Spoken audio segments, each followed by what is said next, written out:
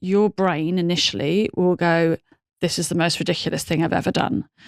Because so our brain will talk you silly. out of. Yeah, and I go, this isn't right. You're just laughing without the jokes. If you do it for long enough, it floods your body full of what we call a dose of happy hormones. So dopamine, oxytocin, serotonin, endorphins, and sometimes melatonin. And that's pretty powerful. So we could be doing this immediately. Mad for Life, making a difference for a lifetime.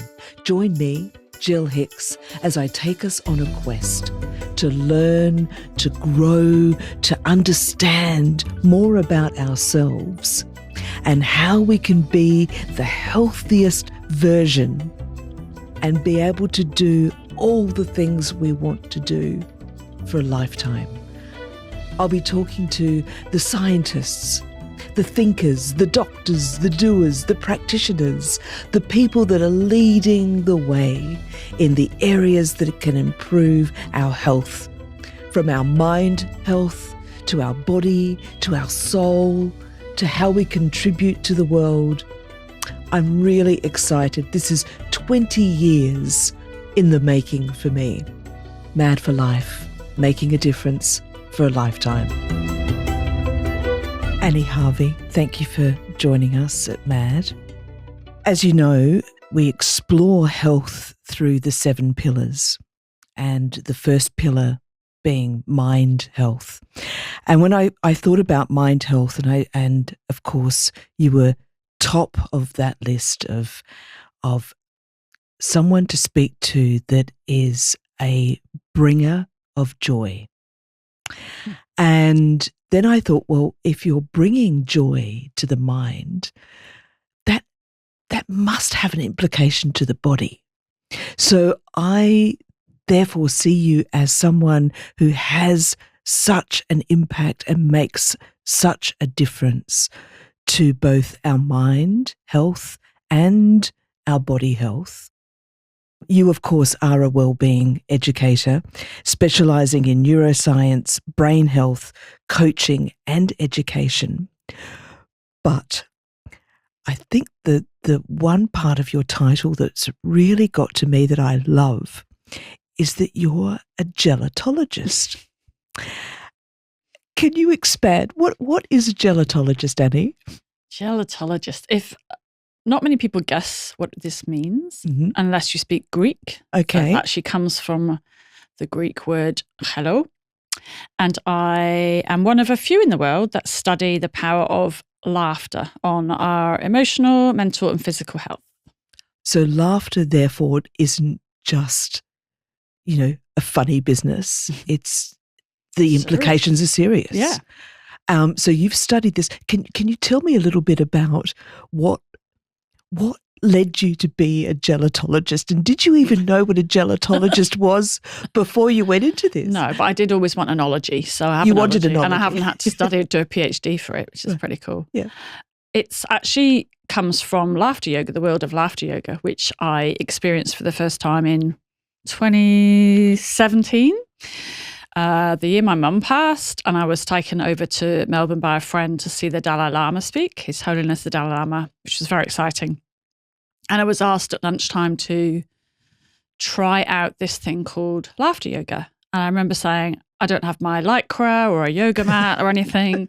And they said, I don't think you need anything. Just come along. And half an hour later, I literally felt like a different person. I felt high, actually. And I went back in to see His Holiness come onto stage, and I had to kind of calm myself down. And I thought, I don't know what's just happened. I don't really understand it, but I feel really different. It's very powerful. So I came back and trained to be a laughter yoga leader. That's what we're called. A laughter yoga leader. And Annie, did you feel a sort of a collective force whilst you were first time experiencing this? So was it amongst many, or did it feel a very individual experience that was so gripping that you felt you needed to continue understanding this? Yeah, it's an interesting question. If I think back, because at the end of my laughter clubs, which I'll tell you about, we always ask people to write a word on their hand. Imagine that they're a naughty kid with a black marker that can write a word and how they feel right now when they finish the session, whether it be 10 minutes or 45 minutes. And there's always, always different answers. There's never any repeated, I feel calm or I feel energized. Everyone comes up with these amazing words. So it was individual, even though we'd all shared the exact same experience for 40 minutes or so. Gosh, Yeah. that's something. Just to take the space for that for a moment, to just consider the power of being together, but feeling something so individual through what I would imagine is if someone had said to me, "Oh, you're going to come and laugh as a form of therapy." I don't know how I would take that, because it's out of our usual sort of understanding of what a therapy is, and yet the impact is extraordinary. What happens to us when we laugh? So in the world of laughter yoga, we don't really use any humour. It becomes humorous. So there's not a joke to set the scene. I'm not a stand-up comedian, much as people might think I am. I have a sense of humour, and I think my humour has definitely increased or grown since doing laughter yoga for 10 years, which is interesting in itself. So in our sessions, we stimulate your laughter. So we put it in context, we make sure everyone's safe, etc. And then we stimulate your laughter through activities. So the most common ones would be making a milkshake, for example. And we start to giggle and we have these big guffaw laughs at the end of 10 to 20 seconds. And what I always encourage people to say is the rules are you make eye contact because that creates the contagion. But try not to talk between the activities, because your brain initially will go, this is the most ridiculous thing I've ever done. Because so our try brain and will think talk it's you silly. out of. Yeah, and I go, this isn't right. You're just laughing without the jokes. So if you cannot talk and stay in your body, so when you're talking about I bring joy, you're actually, your body is joyful through these activities. So it's moving, your shoulders are moving, you're breathing more deeply. And that almost tricks the brain into thinking that you are happy. Right. So this is interesting, isn't it? Because we have an understanding that the brain is the engine room, and yet with this technique, it's the body driving the brain's interpretation of what's happening. Correct. Okay, yeah. That's interesting. It is, isn't it? Yeah. And then, so once you've tricked the brain to, my body is feeling joyful and happy and energized, it reduces your cortisol level, so your stress hormone. And if you do it for long enough, it floods your body full of what we call a dose of happy hormones. So dopamine, oxytocin, serotonin, endorphins, and sometimes melatonin. And that's pretty powerful. There's not many things in the world as a form of exercise effectively that can create... So, like going to the gym and working out. Yep, absolutely. So we could be doing this immediately for an effect. If we're feeling stress, anxiety, we've had, a difficult meeting or some difficult news that we have to sit with, do you recommend this technique to immediately shift our being and therefore able to look at whatever challenge or problem or whatever we're sitting with different clarity and a different perspective? Definitely gives you perspective. I think it's one thing in my toolkit. So I have a calm toolkit effectively, and the L in calm is for laughter. And what is the calm tool? So calm is so if you are feeling overwhelmed or just like you've explained, it's how you can do something to reset your nervous system that, guilt-free, I guess. And laughter takes a bit of work before you can do it without feeling guilty.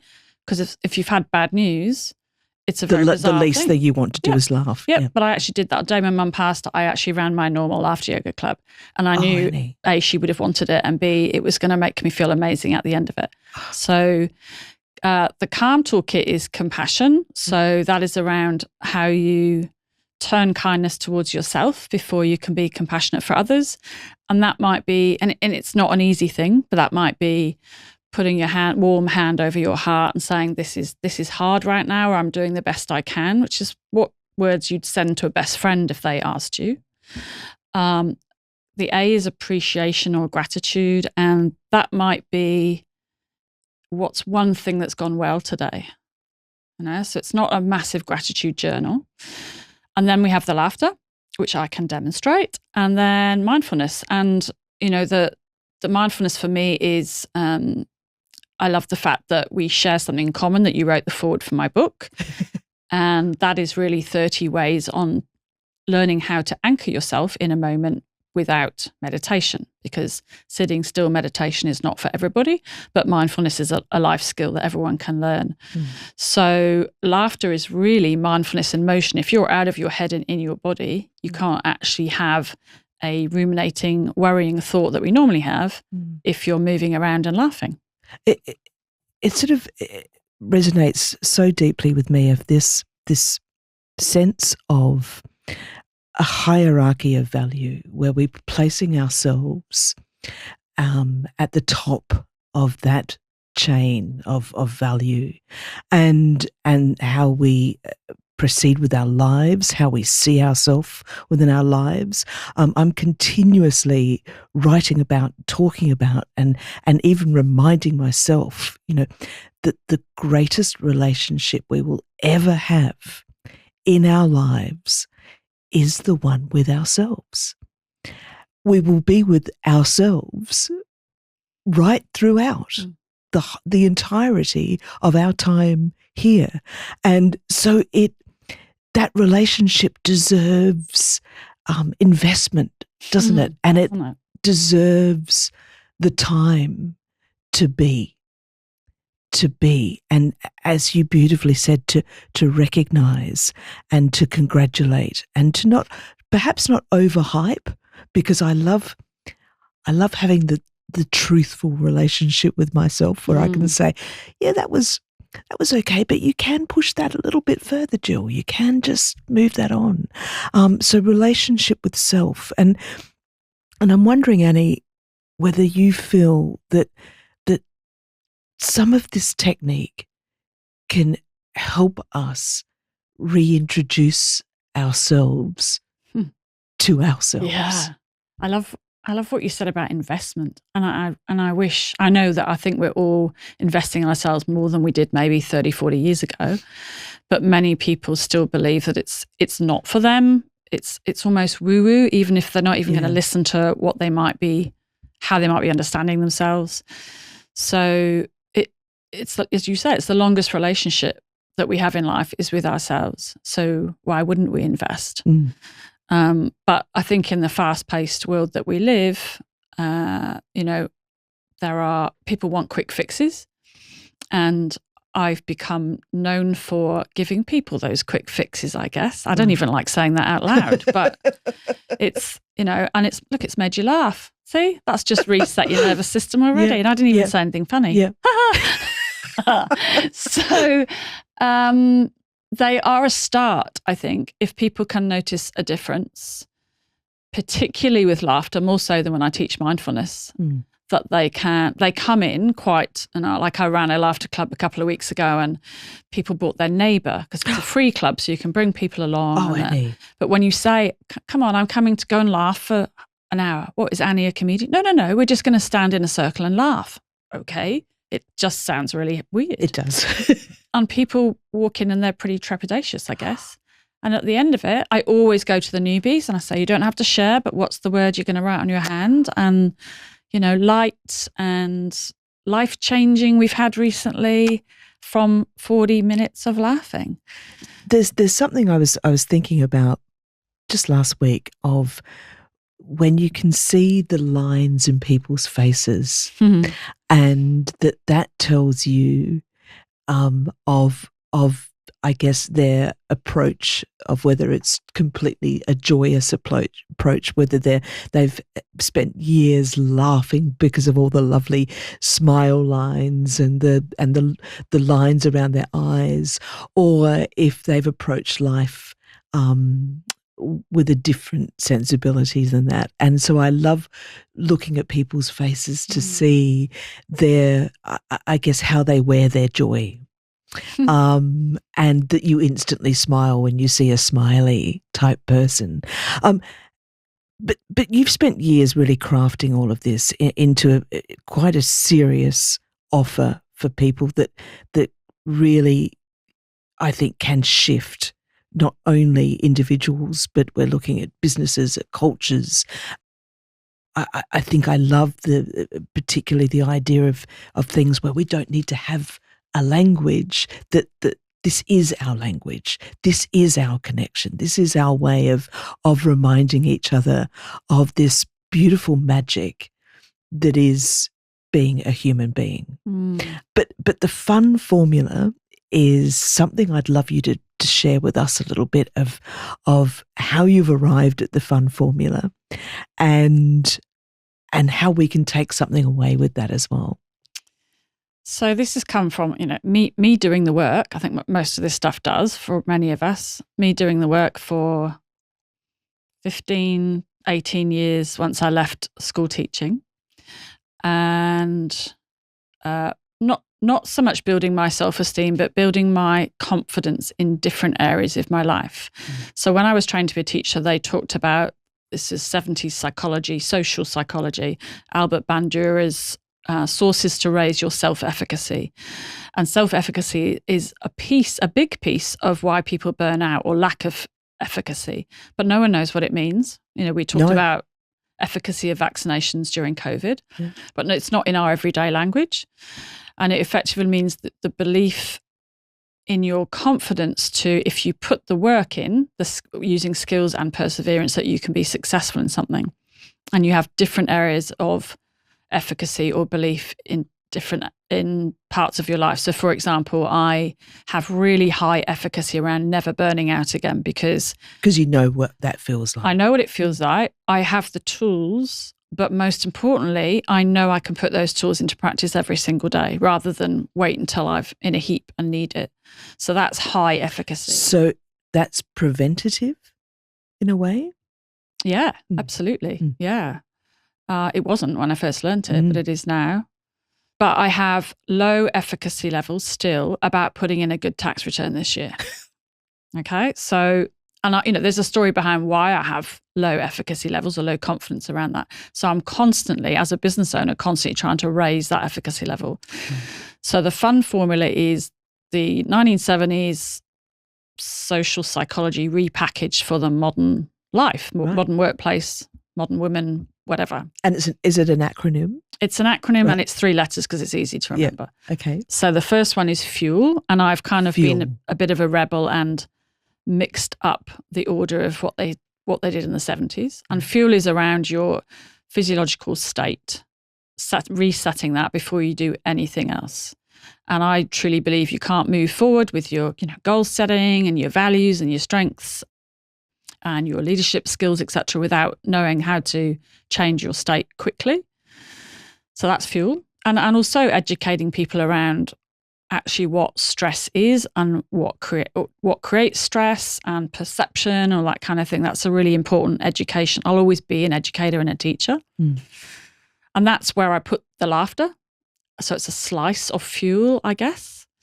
And then the second part is uplift. So that's around the people that you spend most time with, that you're going to raise your average for your confidence level. So when I started to be a speaker, I would spend my time with successful speakers who mentored me and coached me and helped my belief in myself. Yeah. And then the last part is navigate. So that is every step. So we're all really good at setting New Year's resolutions and big goals. Yes. And we all have those visions. But how do you, once you've got if I think about when I learned to swim when I was 50, my physiological state. Wow. Now, Annie, can I just interject? So is that because you've left the UK, you've come to live in Australia? We have a lot of ocean. Was that the reason? It was. I live near the ocean. Yeah. It was my 50th year and I wanted to do 50 new things without a bucket list. Yeah. So I had to say yes to anything that was put in my way. So my girlfriends bought me a skydive, for example, which was definitely not on my bucket list, but I had to do it. Did you go? Okay. Most ridiculous thing I've ever done in my life. Did you laugh midair? Well, that was my plan. I was going to be the world's first mindfulness and laughter skydiver. Yeah. Didn't go like that. No. My lip was kind of under my eyelid and I was probably swearing all the way down. And then a beautiful girl called Sarah, I met a few weeks later, and she asked me if I wanted to be part of this Marilyn Jeddy swim.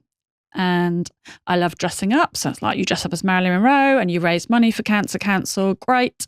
And you just have to swim around Brighton jetties. Yep.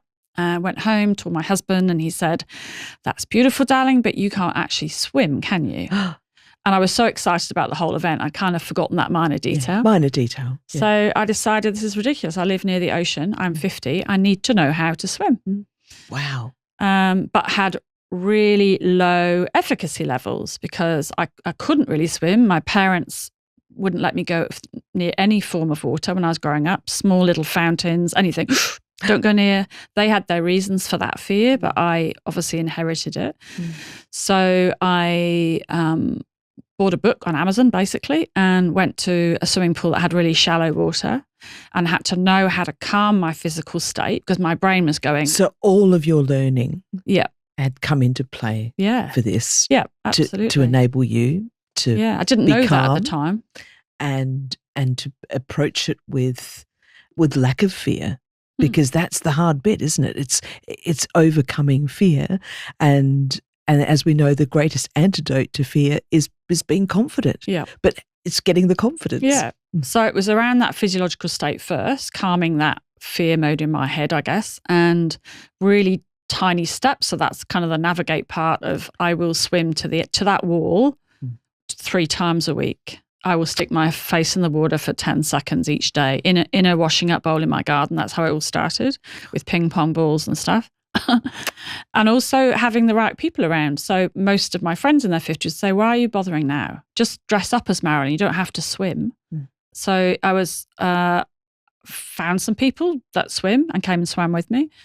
And I also looked at the wonderful Ariana Titmus, who has retired now, but she won a gold medal for Australia, and she has a really interesting breathing technique. So I still follow her, and I still swim 10 years later to be a more effective swimmer. So I'm constantly raising that belief, that confidence, that efficacy level. So this was definitely this is the practicality of putting fun into play, and enabling you to do something that's not only just recent fear, but it has a whole childhood fear. So that's a lot to overcome, to find the confidence with fuel, uplifting, and navigation, to have fun, and then you did it. I did. And also my top value really is curiosity, love of learning, that can get me into trouble sometimes, and fun. So whatever I do, however hard it might be, even like managing my money and my tax return, I will make sure I've got a fun playlist and I'm at my stand-up desk and all that kind of thing. So. I love it. So you're making your atmosphere and your environment one that's conducive to you shifting your mind and body to approaching whatever task it is that you know isn't actually filled with that much fun. Yep. So is there something that we can do that you could perhaps teach us that we can use anywhere if we are feeling at that point of stress or anxiety, that we can completely flip that narrative in, a moment? And you want to do it through laughter? Shall we try laughter? I think so. Okay, so I would love people to join in if they're listening. Pull over if you're driving. That's the main thing. That's important. Be safe. Yep. And I think, remember that I've said you need to stay in your body because your mind is going to think this is a little bit ridiculous. But just even 30, 40 seconds is enough. And what we want to do is try and get our laughter from our belly, hence laughter yoga. There's no yoga in laughter yoga, but it's deep pranayamic breathing like we do in yoga. Right. So I'm going to show you where we want your laughter to come from 3 different points. Okay. And then I might give you an activity from the giggle game, which is this, you were talking about the language of laughter. Yes. So I have this, it's a kids game, but it's for adult and child co-regulation. And it's currently going across schools in Rwanda to help children with transgenerational trauma. But they don't speak English, but they love, the Australian laughs and the penguin laugh, and they want more and more and more of it. So laughter yoga has been in Rwanda for 10 years with the adults, but now I've got it across all the schools with the kids. Really? So I'm going to show you one little activity from that. And then we'll do the famous Melbourne airport story, I think. Okay. So you want to put your 2 fingers onto your throat. And the wonderful thing about this, which we haven't mentioned, is when you are making a sound that I'm going to ask you to do, you're vibrating your vocal cords. So you do it beautifully through singing. You're actually stimulating your vagus nerve and you're calming your nervous system that way as well. So even just by focusing on the throat. Yep. Right. Singing, humming, laughing, anything like that is going to stimulate. So we're going to take a breath in through our nose and as we breathe out, so you want your exhalation to be longer than your inhalation. Okay. We are going to make the he sound. Okay. Don't have to laugh. You just have to make the he. But knowing you're going to go straight into your laughter. I will. So. All right. So we breathe in. Okay.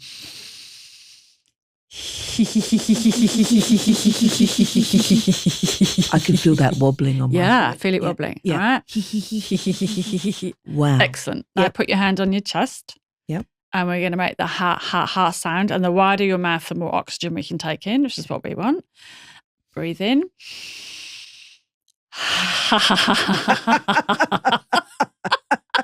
us straight into it.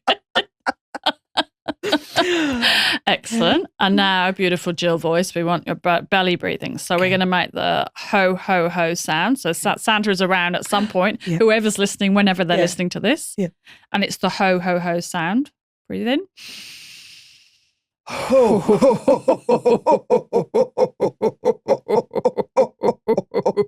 Beautiful. Do you feel your belly move?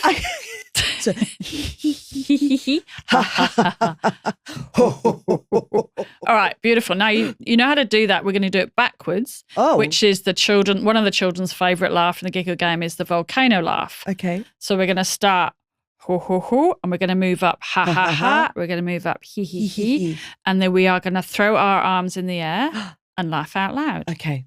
For 5 seconds, if we can keep that laugh going at the top. Okay. So we're going to start. So breathe in. Shall I do it first? Okay.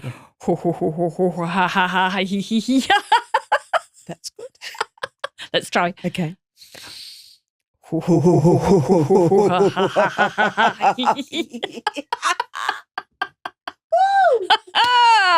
Wonderful.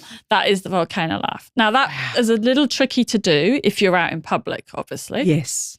So the one that I used most recently, so I teach people how to use the mobile phone laugh. So most people have their mobiles on them. And you can do this anywhere, down a corridor at work, go into the toilet and do it wherever. And the idea is you hold your mobile phone and you imagine that your best friend is telling you the funniest joke ever. And you just start to laugh. So your phone essentially is like a prop. Yeah. I do this out dog walking. So I can be walking my dog and I feel a bit stressed. I'm worrying about something that's come out. I'll just get my phone up and I'll start laughing. And I go into absolute hysterics because that's just what happens in my body. And no one knows. There's no one at the other end of the phone.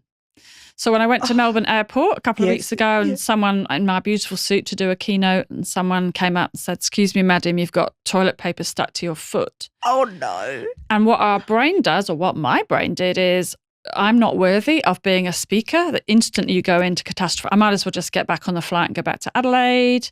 Who do I think I am to walk through Melbourne Airport in this beautiful suit when I've got this all the white trailer? Yeah, absolutely. Rhetoric. Which wasn't going to help my nerves going to this major conference. So I got my mobile phone out. I did remove the toilet paper beforehand. And got my mobile phone out. We're going to do it now. We haven't got our mobiles. We're going to pretend. Yeah. And we're just going to, so think of your bestie or your funniest friend and they are telling you a joke, because that helps, especially for people that find this difficult. Just think of something funny and just start to laugh. I love it. You don't say. Really? She did what? There you go. Annie, now, I love it. The thing to do now is, and what I love about, when we teach children emotional literacy and it gets serious really quickly, like, where do you feel frightened? Do you feel it in your throat? So I'm like, why can't you greet the giggle? Why can't we start with those joyous emotions first? So think about now, if I'm really present with myself, where do I feel that laughter in my body? And I probably feel it a little bit in my chest. My hands are tingling. Where do you feel it? I just feel relaxed. I feel, very, very relaxed. And which is wonderful. And to we've feel just like done that. a volcano and a mobile phone ridiculous activity, but we feel better. Annie, there's something I love that you've taught me, stayed with me for years now, and I'm wondering if we could end our beautiful discussion with a little bit of patter around the very good, very good. Can you share that with us? I think it's just so stunning. So I use this in the fun formula actually recently. So it's around, we're really good at saying well done to others, not so good at doing well done to ourselves. So it's about being our own cheerleader before we cheerlead others. And in the world of laughter yoga, we have this positive affirmation. We all teach it slightly differently. And this is one that the kids really love as well. But I think there's a few people around the world that finish their board meetings with it, etc. Wow. Okay. So what we're going to do is I'll demonstrate and then we'll do it together. So we clap and we go, very good, yay. And we throw our hands to the ceiling. And then we do very good, yay. And if you're in a group, you thumbs up, but you make eye contact. So you and I will do that together. And then we finish the most important person. Very good, yay to yourself. I love it. Should we try it? Let's do it. Okay. Very good. Yay! Very good. Yay! Very good.